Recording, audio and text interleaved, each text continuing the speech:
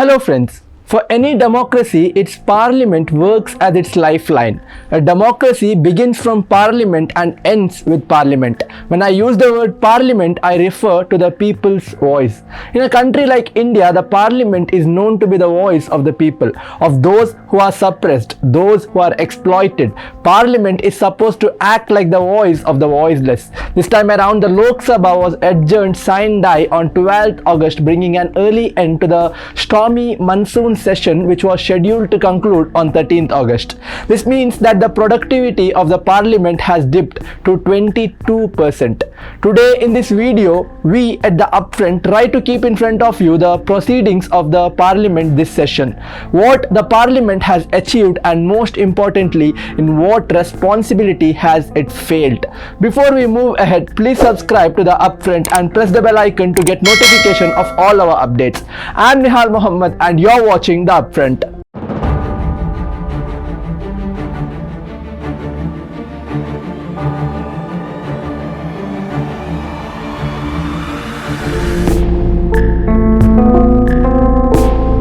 The monsoon session saw 20 bills passed. All 15 bills introduced this session were passed. None of the bills introduced in this session were sent to a parliamentary committee for review. The Lok Sabha cleared 18 bills in the monsoon session. 15 bills were passed without any member participating in the deliberation as per PRS.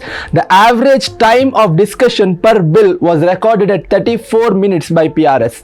The average period for discussion on a bill in the Rajya Sabha was recorded at 46 minutes.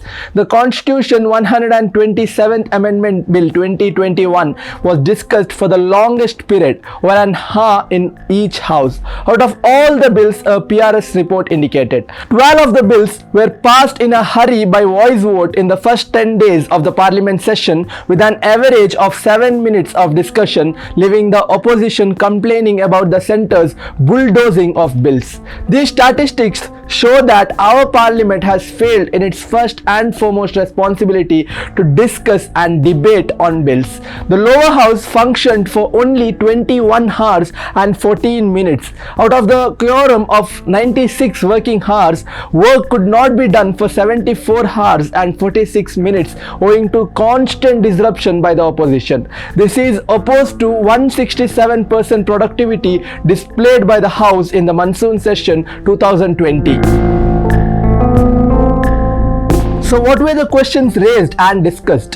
320 starred questions were raised in the monsoon session. Of these, 66 were orally answered, amounting to 20% of the total, a Times of India report indicated. The question hour was in progress for 25% of its allotted time in the Rajya Sabha and for 35% of the scheduled time in the Lok Sabha as per PRS. Pegasus Snoopgate. Amidst all the controversies surrounding the central government, a new one has raised its head, and this one is about the alleged usage of Israeli spyware Pegasus by the Indian government to snoop on eminent journalists, politicians, academicians, businessmen and activists. The opposition has disrupted House proceedings every day seeking an investigation into it, but the government has continuously avoided this matter to discuss, leading to protests by the opposition in both the houses. The next issue that has been raised by the opposition is regarding the three farm legislations. The centre last year passed 3 legislations which have been criticized and called by many to be anti-farmer. Since then, a large number of people from the farming community and opposition leaders have actively demanded that the laws be repealed, as they claim that they would adversely affect small-time farmers. The next issue was regarding price rise.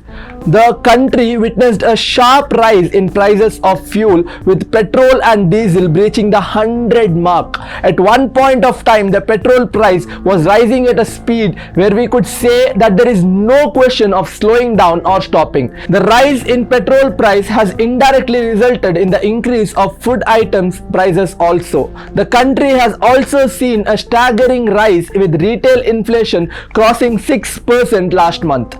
The major issue, one of the greatest issues or one of the most saddening issues this year was regarding the deaths that were caused due to oxygen shortage.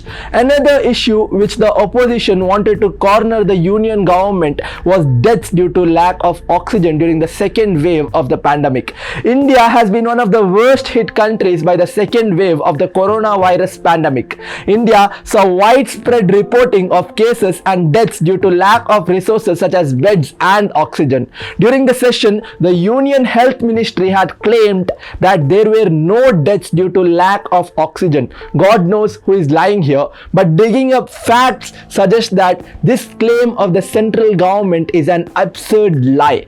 The protests have been rocking the parliament this whole session. Since the beginning of the monsoon session, the opposition has been accused of stalling the proceedings and disrespecting the house. The Prime Minister had recently slammed the opposition, saying, on one hand, our country is scoring goal after goal of victory. On the other, some people, due to political self-interests, are doing such things which make it seem that they are scoring self-goals. The government has failed in its prime responsibility of answering the questions raised by the opposition. They have been evading all kinds of questions and trying to hide their failure by shifting the blame on the opposition and state governments. For you to know, the Supreme Court turned the passage of bill on tribunals with the provisions struck down earlier without any debate in Parliament as a serious issue.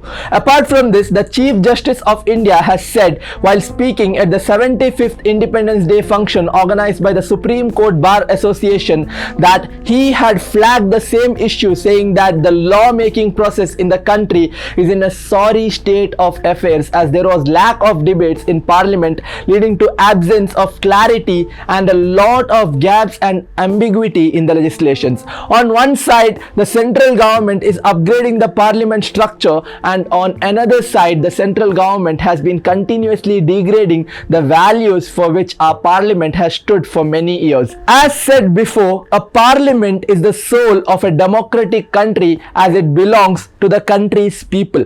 But in contrast to this, the central government has been busy passing the bills in an autocratic, dictatorial way on one side, and on another side it has refused to answer the questions asked by the opposition and debate on the bills that are to be passed in the houses.